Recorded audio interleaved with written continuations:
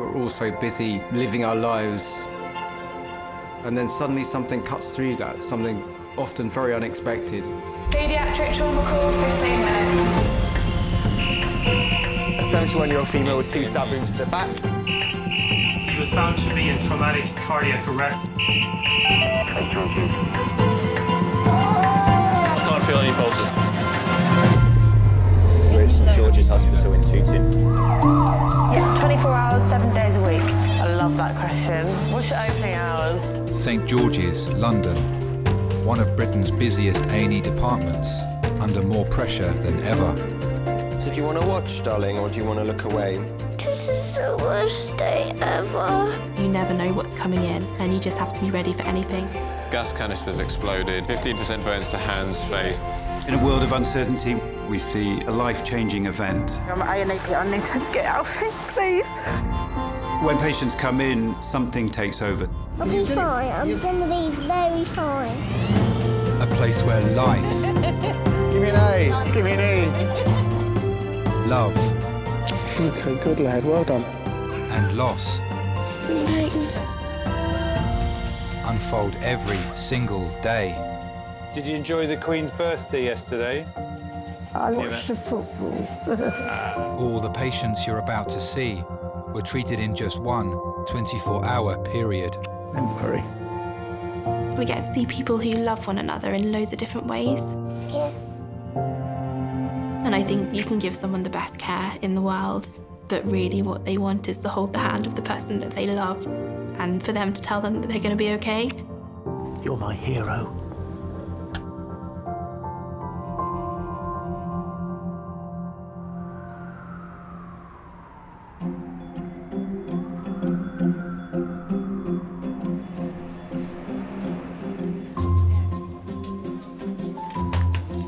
Janet. Hi, I'm Helen. I'm one of the nurses. Oh. And how did you do this then? Scrambled egg exploded in the microwave. Did you have eggs for a while? I know. I always forget you can do scrambled eggs in the microwave. I know.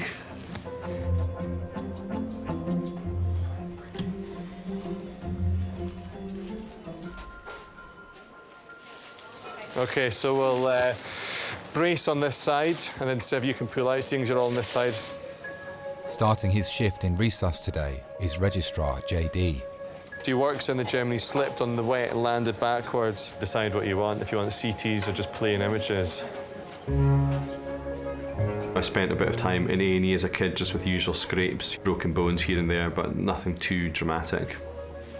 When I was a kid, I had a problem with my toe that needed an operation, and I had to spend about, must have been 6 weeks or more in a plaster cast, and I think I was maybe about 3 or 4 years old, and my mum had to push me around in a pram, and I think by that point I was a little bit too big for a pram, so that was fairly embarrassing. OK, you guys can all stand down. Thank you for staying to help with that. When I was younger, I wasn't sure whether I wanted to be a fighter pilot or a doctor, and I think after speaking to my dad, I decided to be a doctor. He said that if I did grow up and I was a fighter pilot, then there might be one day that I have to hurt somebody in the end, but if I was a doctor, then I would only ever have to help people, and so I guess I decided to be a doctor for that reason. So she's stable, but we're just doing the test to try and find out what the problem is. The way that I think about A&E is it's a lot like a duck on water. Above the water, the duck's fairly serene, but below the water, it's paddling away pretty frantically. There's not a lot of use in flapping because it doesn't really help anything, but you can still be shocked. We really should do some blood tests, and it also means we can give you some painkillers. Well, it'll involve a little needle. You'll be all right.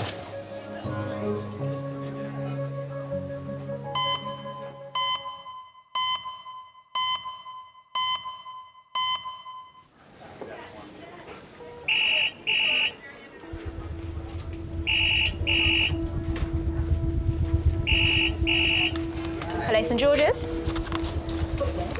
Medical trauma. Yep.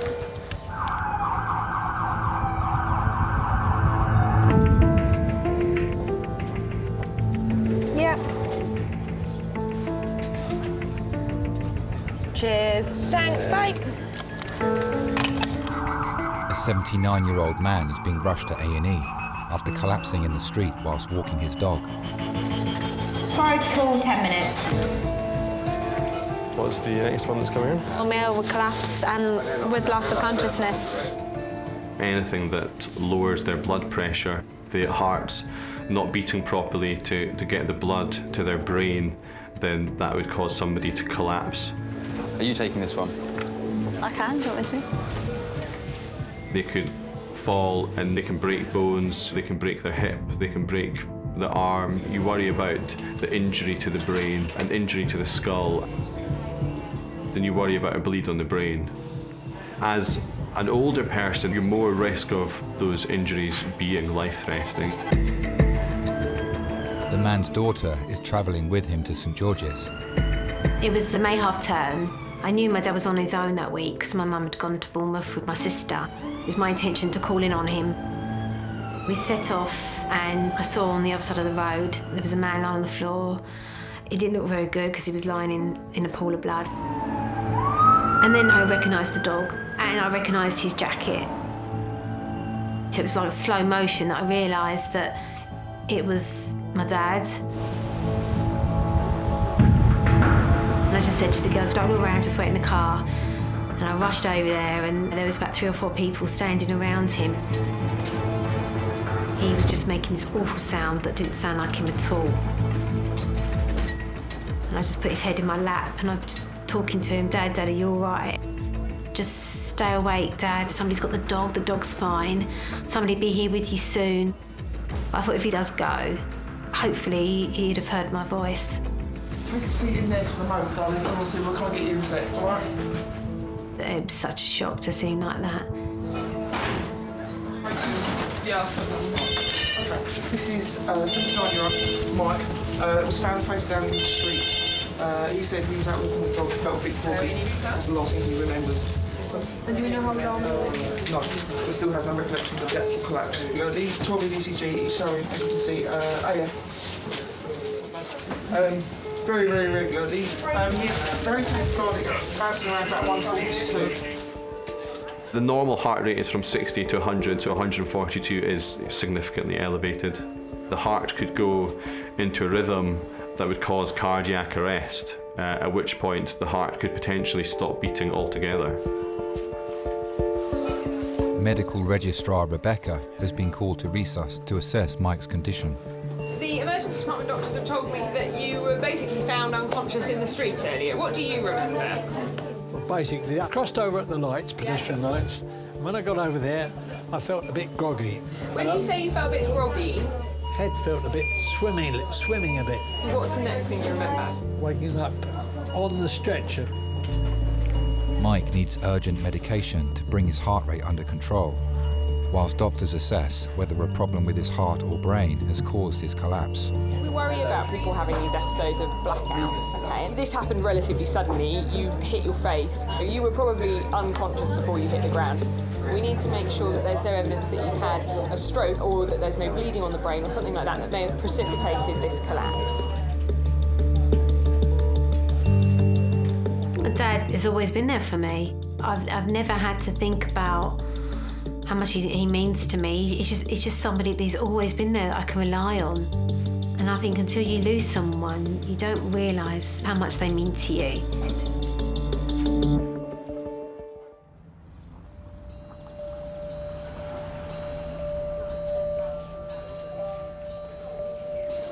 Retired civil servant Mike has been rushed to A&E with an abnormally high heart rate.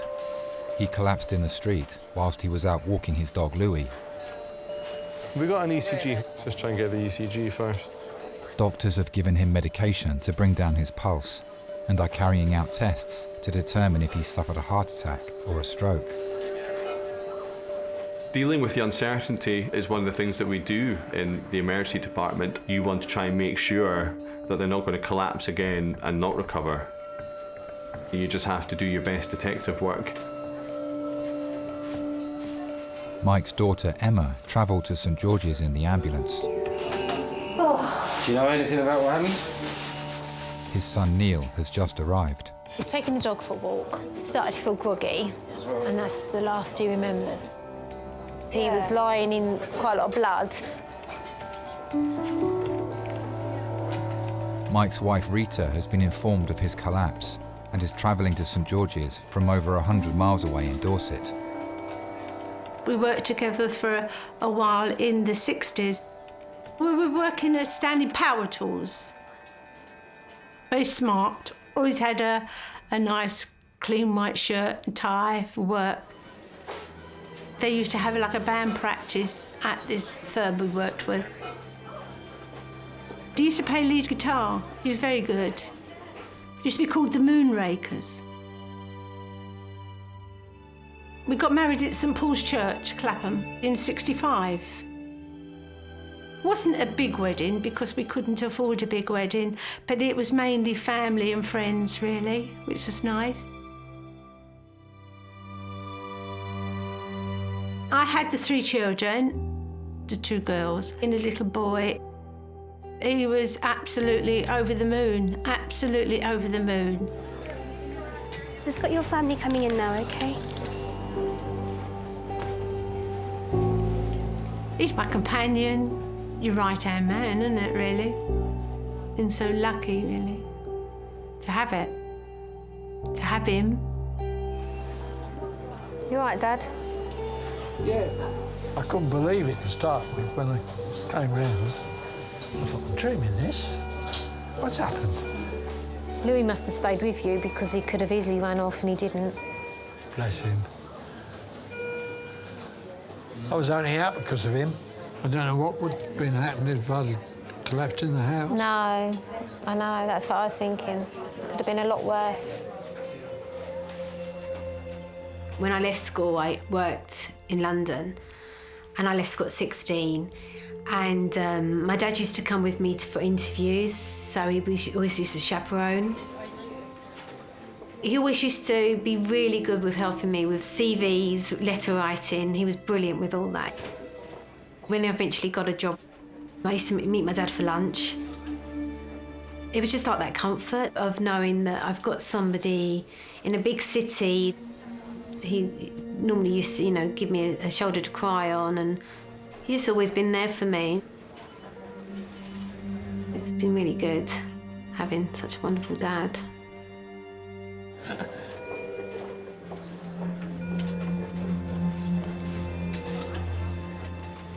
Doctors have received the results of Mike's heart trace.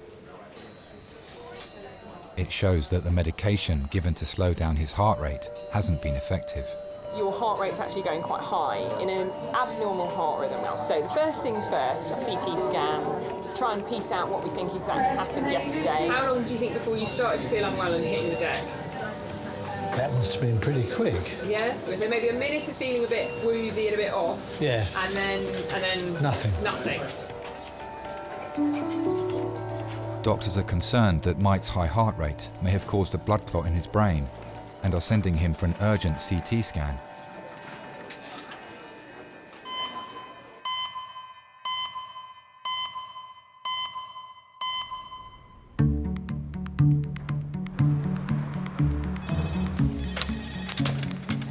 Hello, A&E, can I help?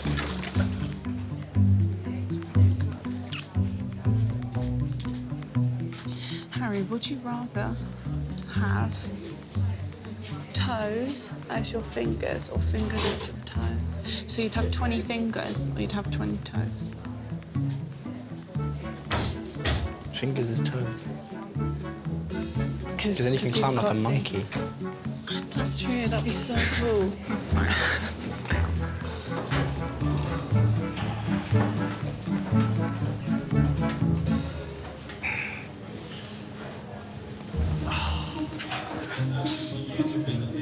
I know it hurts.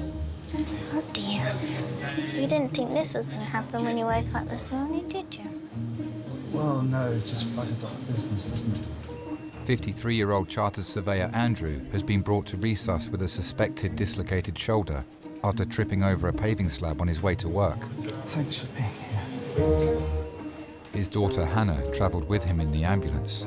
He mountain bikes, he sails, he speedboats, he does all this crazy stuff, and we ended up in A&E with him because he tripped on a paving slab. He's always been a bit more adventurous. I think it's the speed. Whoa. In the construction industry, we have a phrase, JFDI. You just flipping well get on with it.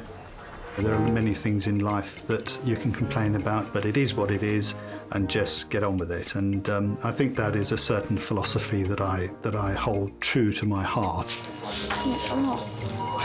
Doesn't do that, frankly. Yeah, but it's a build-up. I've got to concentrate on something else.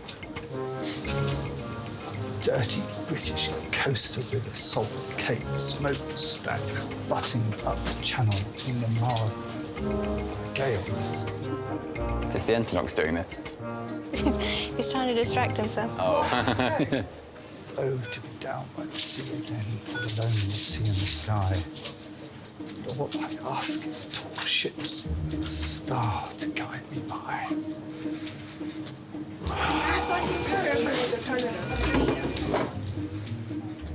As a rule, I don't swear, don't particularly care for the words. I do it. I do the odd sausages now and again, and I do the odd flip. But poetry is a bit of a love of mine. We have no time to stand and stare. No time to stand beneath the boughs and stare like sheep and cows. It's populist poetry, like Alfred Lord Tennyson and John Masefield and William Henry Davis, the lighter poems which I relate to in everyday life. Oh, show some backbone, man. Right, my name's David, John David. I'm one of the doctors here. You've landed on your left shoulder. Yeah. Can you feel me touching you there? No. You can't feel that? Quite numb. Is it? Yeah. In there? Yeah. OK, well, we'll just have to get some x-rays. It might be that you've broken and not dislocated it. But it's slightly worrying if you're a bit numb here and you're struggling to move your pinky there as well. So we just have to check to make sure you've not done any nerve damage to it. We're just going to get the morphine for you now, and then we'll try and get you feeling a bit better. My dad is very caring, and he offered me a job at his company. My dad runs a chartered surveying firm, and we design restaurants. I did make my first mistake on my first day, and I got really nervous. Because also, I think if you make a mistake when your dad's your boss, it's not just that you've made a mistake, and you got to, tell your boss. It's you got to tell your dad who's your boss. Luckily, it wasn't a big mistake. Andrew needs an x-ray to check whether he's also broken a bone in his shoulder. Sometimes I go and buy his lunch for him. And in the mornings, not every morning, and don't tell my mum this, sometimes he has a bacon sandwich. Yeah. And then if he's feeling naughty, he'll have a Danish pastry, but my mum shouldn't know about that either.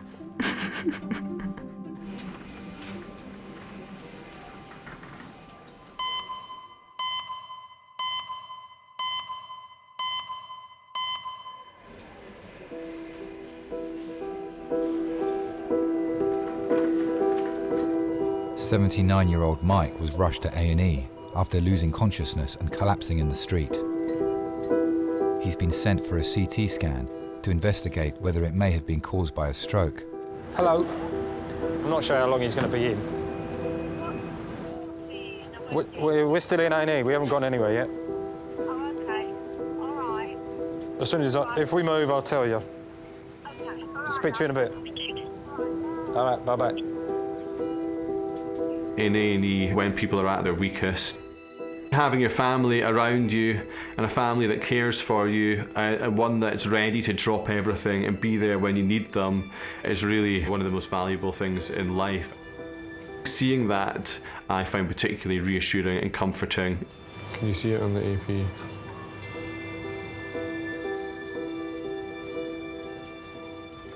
Mike was an only child. His father had died, so he's only had his mum. He was very close to his mum. Nana was always a big part of the family. She used to live in Clacton. She used to take us to the Wimpy, then we used to have a hamburger with a knife and fork on a plate. She used to tell us about when she used to be a Tiller girl. She used to do the dancing. She was in her 60s and she could still kick her leg almost up to her head. And we used to be in awe of her for doing that. She was amazing. It was a good last memory, yeah.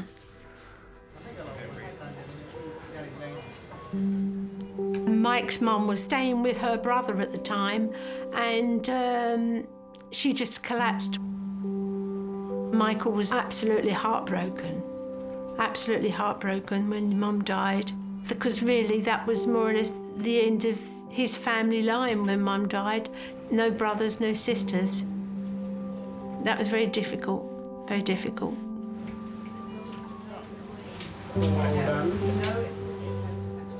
It's one of those things that time heals all wounds.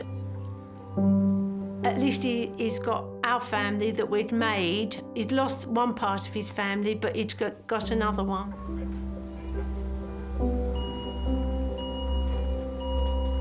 Mike will continue to be closely monitored until doctors receive the results of his CT scan. The worst case scenario, and they have a bleed on the brain, is that they could die. So that can be a major life-threatening event that you need to pick up quickly and intervene as soon as possible.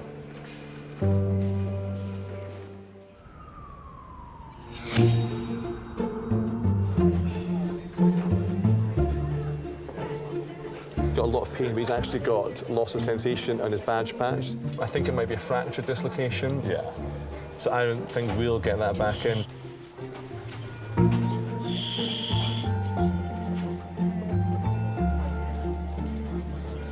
"53-year-old Andrew is in resus after tripping over a paving slab and landing on his shoulder.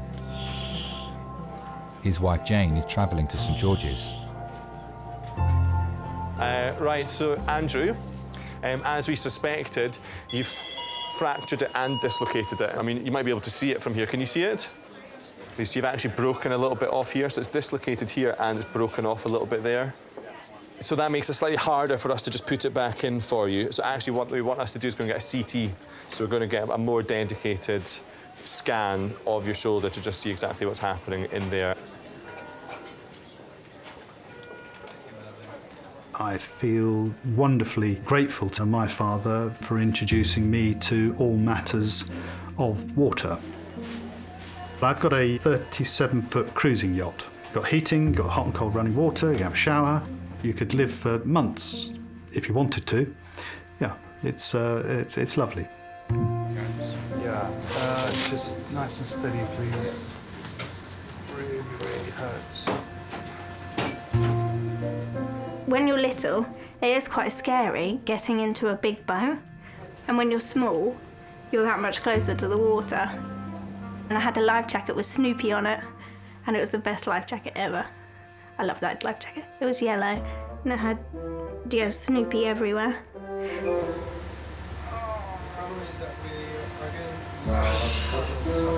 I think he was keen for us to learn all the rope techniques, but don't ask me about them because I'm really not very good. Push the tiller away from you. What does she do? Pulls it in, goes in the wrong direction, ends up on the bank. Sailing is it can be an extreme sport, and so when the sea is doing that and it's coming in horizontal and you're thrown up over the side and the boat's at that angle, it's completely an alien environment and a lot of people don't enjoy it. And I get horribly seasick myself, horribly seasick. There's two stages for seasickness. There's one where you think you're going to die, and then there's the next stage where you wish you were dead. But somehow I got through that. The love of sailing overreaches the physical downside of it on occasions. I think it's fractured as well, and it looks a bit of a mess. Pretty bad, actually. I've always had the carpe diem attitude. You just got to get out there and do it while you can. Andrew will be taken back to resus whilst doctors wait for the results of his CT scan.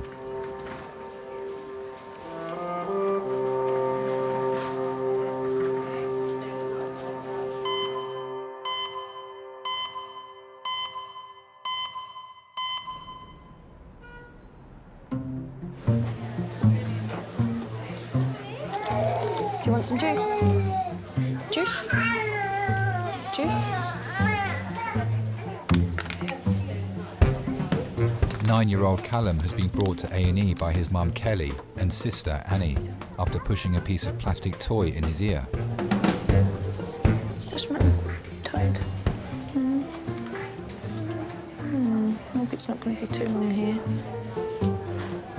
Sort of in my 20s, I liked a good night out in the pubs and clubs and stuff and dancing.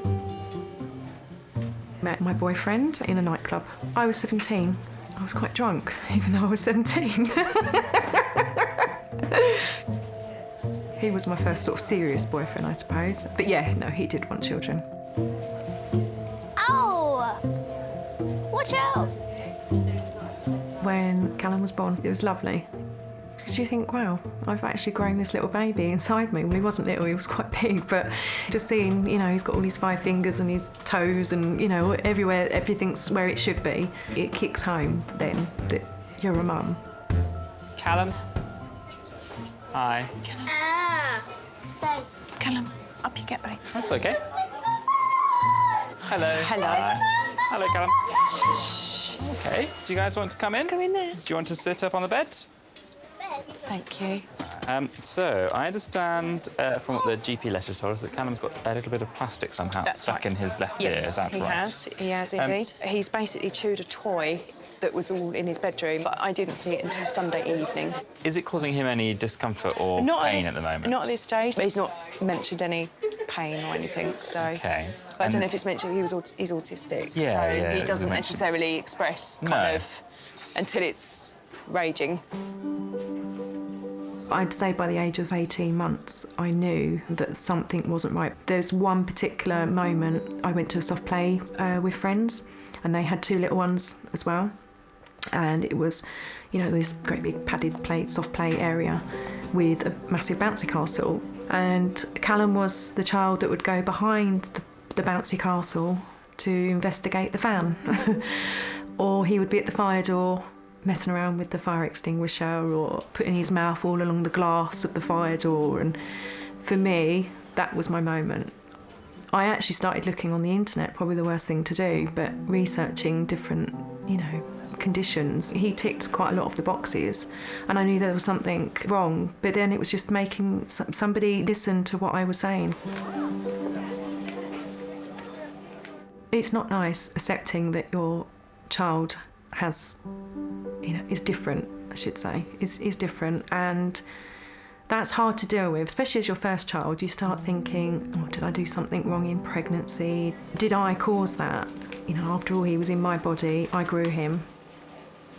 How is he with examining of the ears? Well, unfortunately, this happened probably a couple of years ago. He had mouldable foam in his ear, which ended up being day surgery, and because he just couldn't have anything near him. But the fact I've bought the iPad this time, I'm hoping that maybe he will allow you to do it whilst he's playing. I'm hoping that you might be able to get it out. Well, what we'll do first then is we'll have a look just to see exactly what's there and how deep it is. Yeah. So, Callum. Callum, can you move that way a little bit, darling? It's all right to have a look at... Callum, move this way, sweet. There you go. Ah, brilliant.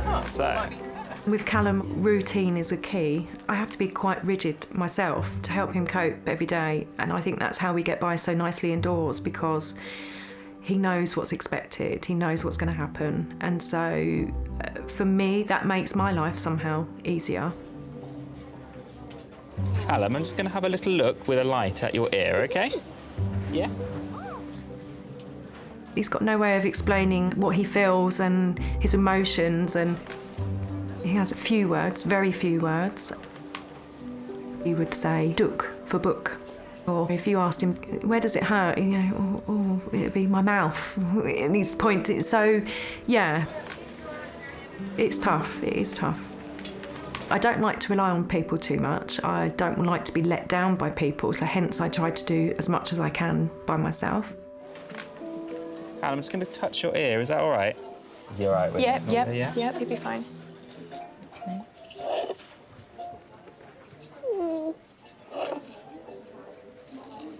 Okay, so I can see it quite well there. What I'm going to do is we'll get some very tiny forceps that we can use to try and grab it out now, and then we'll see if we can get it. 'Cause it seems quite calm at the moment. Is that all right? Yeah. I think Just give me a few seconds. We'll see if we can get it out for you. It did put a pressure on our relationship. It's hard to say how exactly, but obviously bit by bit we drifted. We did drift apart.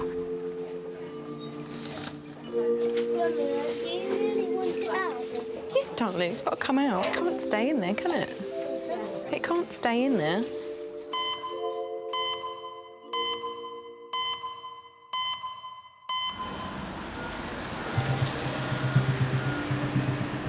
What are we thinking? Why do you think he's had fast AF? We don't know, so he had a collapse. Earlier today, 79-year-old Mike was brought to A&E after collapsing whilst out walking his dog. He's experiencing a rapid pulse, which doctors are concerned may be the result of a blockage in his heart. Hello. Hello, Dad. What have you been up to? You tell me. Hello, Darcy. Mike's wife Rita, other daughter Jenny and granddaughter Darcy have arrived at St George's. Unbelievable, isn't it? Have they said what it could have been? Why? No, How do you feel now? Have you got a headache or feel groggy? It's a bit groggy, but... I suppose it would because of a head injury as well, isn't it? And they don't know why you collapsed. And when I came to, all I could see was a sea of red because there was blood all over my face. Apparently there's blood on the pavement. Yeah. Imagine if I'd been driving. I know, exactly. You were very lucky. My dad took early retirement. My mum used to leave him lists of jobs to do for around the house. And my dad used to cut the grass and clean the van, and I always got the impression he quite liked it. Quite liked being at home and not having to go up London every day. He liked the quiet life, so he was happy. Still, at least they're going to sort you out now and find out exactly what the problem is, why you had the blackout. I think when your parents stop working and they retire, they become into this bubble. I remember thinking, oh, he's not as quick as he was and he's not as agile, and if we go out in the cold for too long, you know, he might need an extra jumper on where he didn't before. Just trying to put myself in his shoes, really. I think you were very lucky for Emma to drive by and literally see you and think, oh, my dad. She recognised Louis as well. It was little Louis that she saw. So she turned around and come back again. Weren't they? It's going up and down. Look. Look. Yeah, I wonder why. Don't know. Why is your heart rate going up? Because you're lying there.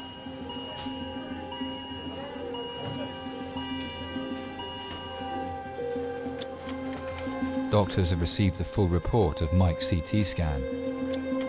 The results show that he has not had a stroke. Is there a plan? He's definitely staying in tonight.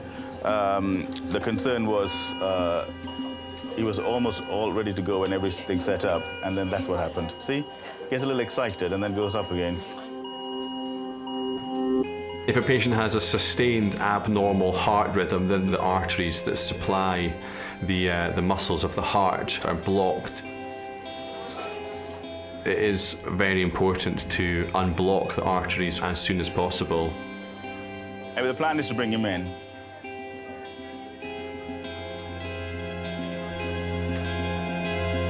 Mike will be admitted to a ward for further tests to assess whether or not he needs potentially life-changing surgery.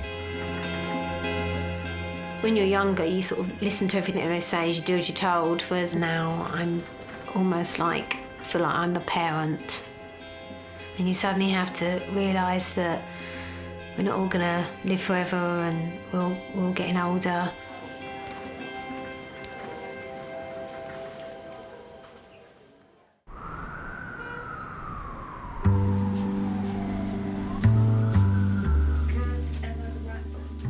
.53-year-old Andrew was in resus after dislocating and fracturing his shoulder.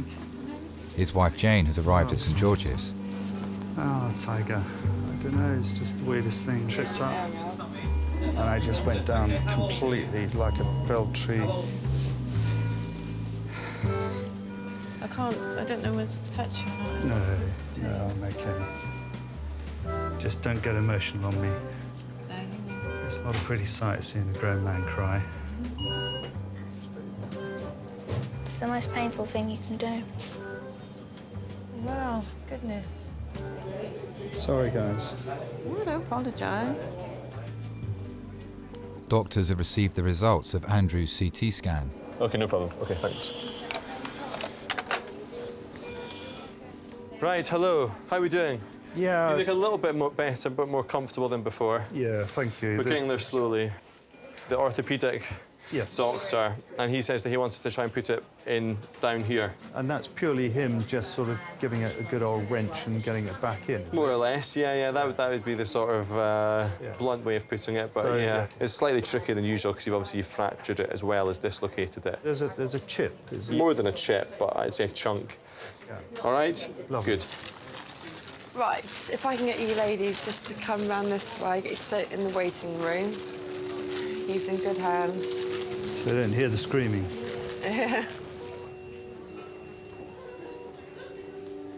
My parents, they provided us with a very stable, very loving lifestyle, for which we are eternally grateful and realise that we were very lucky to have that. Just going to give you some stuff to make you a little bit sleepy now. So this is like the morphine you've already had, but it just acts quicker. If the morphine's like a pint of beer, this is a bit like a shot of vodka. Mum, she had cancer. And while she was in hospital, she says, I don't want any treatment. And when she had something set in her mind, that was it, bang. You know, there was no telling her any different. I hugely admire her for that. When my grandma was ill, my granddad would look after her quite a lot, and he would never go to bed without her. So he'd always sleep in the living room, because by this time my grandma didn't like lying down, so she liked sleeping in a chair, so he would sleep next to her in his chair. And my granddad actually didn't know that she died. He thought that she was just asleep, so he actually rang the doctors and he said, oh, I think my wife's dead, but I'm not too sure. She died of a blood clot. Hugely distressing seeing your mother pass. My dad hasn't been the same since his mum's passed away. She was just always happy to see us and really miss her. Andrew? Andrew? How are you doing? Andrew? Are you guys ready?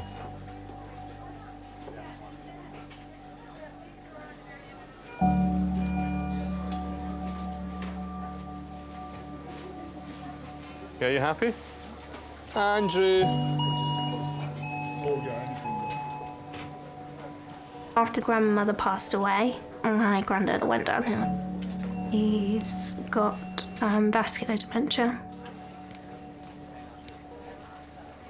He's in a residential care home. He constantly talks about Mum. He constantly says he misses her. He constantly says, I was quite looking forward to seeing Mum. Then I realised when I got to where I was that I wasn't going back to the home and Mum wasn't there. An innate sadness, and he's not the man he used to be. Andrew, there you are. It's all done. You were a long way away, weren't you? Well, yes, I was off the northern coast of Spain. Well, that sounds lovely. Which is a happy place. That's a very happy place. That sounds really nice, to be honest, yeah. There was an old people's home. Outside every door of the people's rooms, they had a picture of the person, the inhabitant of the room, when they were younger, and it gave a little summary of their life. And it makes you realise that the people who are behind that door that you're going to go into, who are nothing like what you remember them, it's hanging on to what they used to be rather than what they are now. And I think that's my way of dealing with it. You're still off the coast of Spain somewhere, are you? Sunbathing? He always recites one poem, and it's about how life gets so crazy and so busy that a lot of people just don't have time anymore just to stop and just appreciate the clouds. And he's actually got it on his desk. Sometimes I wish I'd go over it and just point at it and for him to just stop.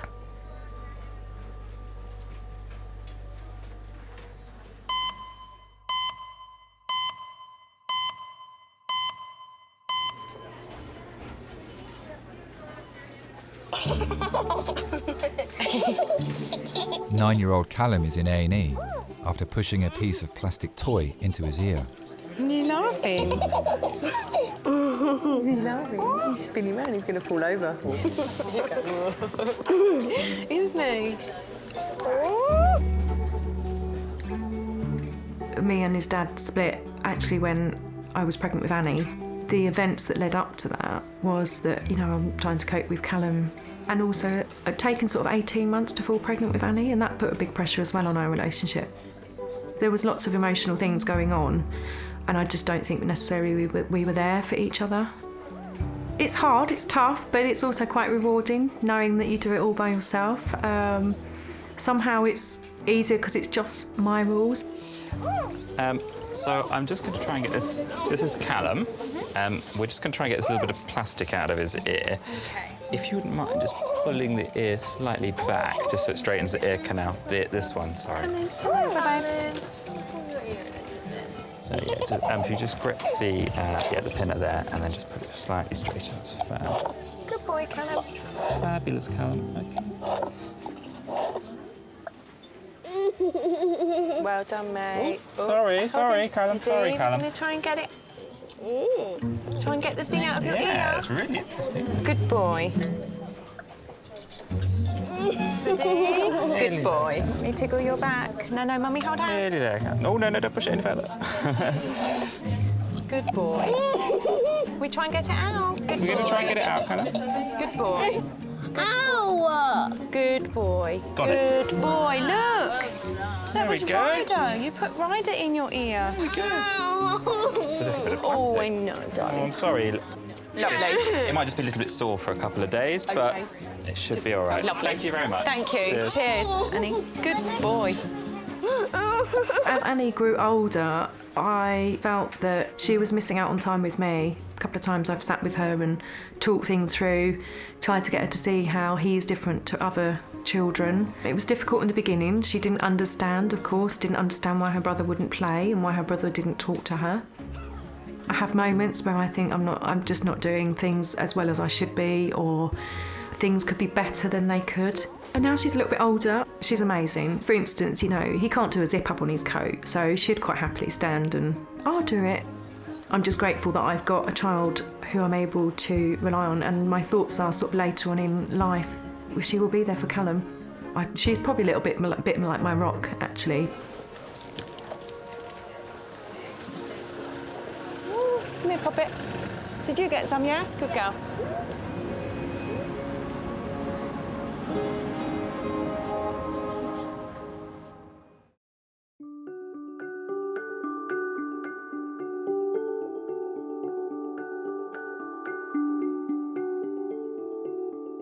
Snakes make very good pets. Good boy.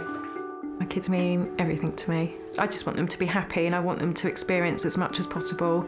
For Callum, that might be a little bit limited, but I still feel that I should push him to experience exactly what his sister experiences. Oh, I love them with all my heart. Yeah, of course I do. Yeah, they mean everything to me.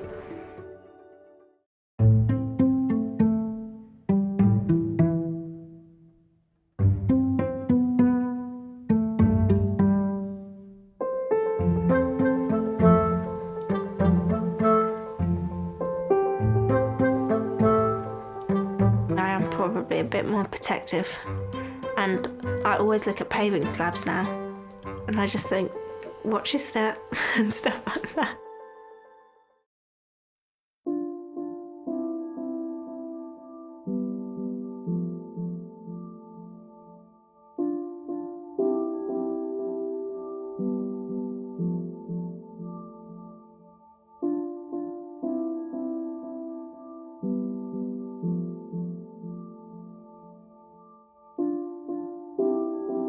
The sense of not knowing exactly what's going to happen, to think, oh, will he pull through? Is he not going to pull through? It's so much goes through your mind.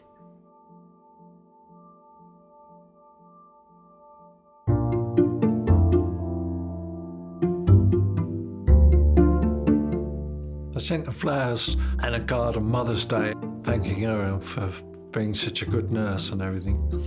What does she mean to you? It means the world to me.